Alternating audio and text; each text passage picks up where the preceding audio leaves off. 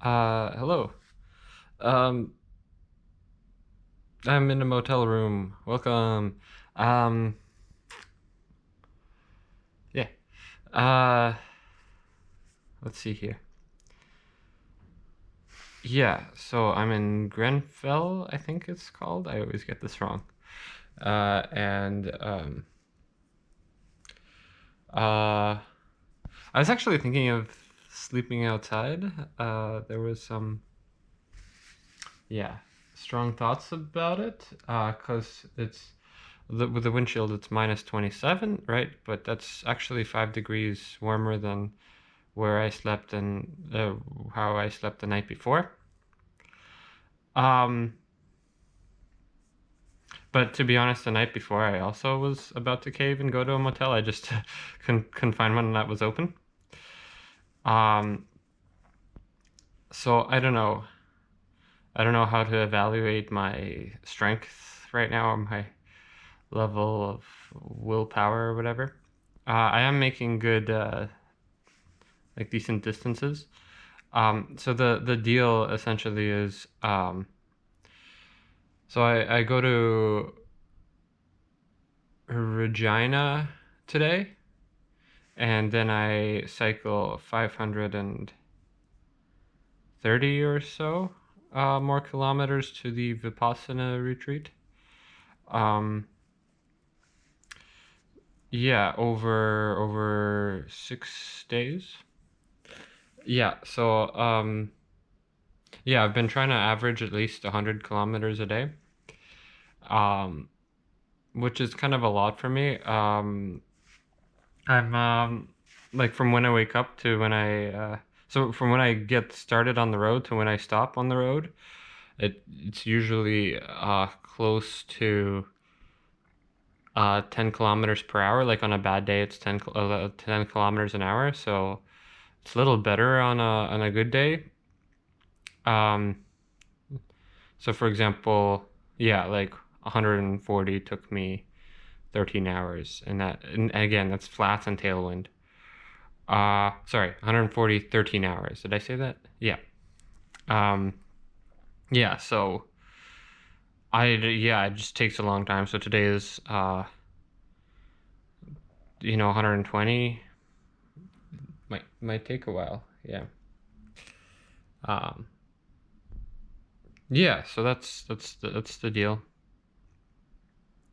Um, yeah, pretty much. Just cycling a lot. Surprisingly, nothing. Don't think I have a place to stay in Regina, but yeah, it's fine. Um, I'm sure we'll figure out some kind of urban solution. Um, yeah, yeah, we'll see. Um, yeah, pretty much. I've been shifting my uh kind of meditation practice while cycling a bit. Um, I kind of understand that I could do metta meditation, meaning like loving kindness meditation, where I just wish things and people well.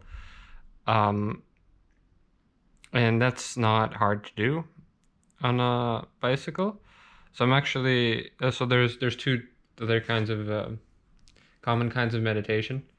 In fact, these two are the common ones. There's samatha and vipassana. Samatha is like you're kind of focusing on something on a single point, and you're building concentration, tranquility, and so on. Um, uh, and then there's vipassana, which is you're kind of noticing that you're also focusing on, like, say, your breath or whatever, right? But you're noticing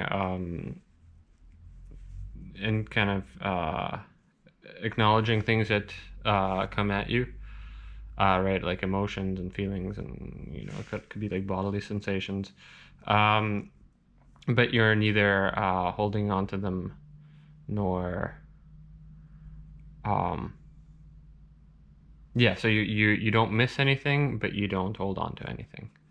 Um, So even if you think of something cool, you're like thinking, and you want to think more about it, then you don't hold on to that um, thought. Um, and basically, I've been kind of so you kind of say a word as something comes at you, like if you feel excitement, you say excitement, in your head. Right? So you're kind of categorizing feelings and such.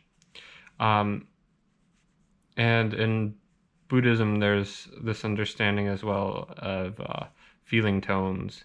So basically, it's like whether something is positive, negative, or neutral. Um, um, so the big thing, so of course, one idea is like, okay, you notice negative emotions come at you, right? And by noticing the negative emotions, um, you kind of stop them from having such a big sway on you, right? Um, how could you control or be? How could you be in control of emotions that you're not aware of, right? So you have to be aware of them. Um, yeah, so that's that kind of in principle is like pretty obvious. The negative thing is you make them go away. Um, the thing about positive emotions, right, is that basically, uh, um, you can't have positive things all the time. So if you like overindulge in positive emotions, you'll create craving that, um, for those same positive emotions.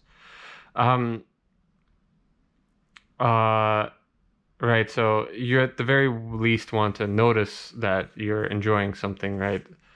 Um, so that you're kind of aware that you're, potentially building some kind of craving and such. Um, I think of desire as a negative emotion in the sense that it's this like clawing of, um, your heart is kind of clawing for something that's not there. Um, yeah. Um, yeah. And, you start to notice that everything is just like doing all these kinds of things, like really just at random and without much reason. Like what I'm saying is that enough, there's not so much significance. There's not a lot of significance to a lot of these things, and that they'll just um changing the outside world won't help you have um less distress in a lot of cases. um like even if you're kind of in a good place, like you'll just you know um uh I'm talking about this more than I thought I would be. uh and the point is that the neutral emotions, kind of the neutral things with neutral feeling tone get kind of under noticed. At least I think that's the idea. Yeah, and this is coming from someone who's like, um, kind of getting into the understanding of some of these things. So, I don't know. Yeah. Uh, uh, what I really wanted to say was that I shifted my practice from metta to vipassana because, I think it'd be really strong to be able to do vipassana well while cycling. Um, yeah, because right now it feels like I have to like, stop and be somewhere and sit down, whatever, right? But it's not necessarily easy to do effectively, right? So it just takes a lot of practice, right? But then I have a lot of opportunity because I'm doing a lot of cycling, and I'm in, Saskatchewan. It's pretty flat and such.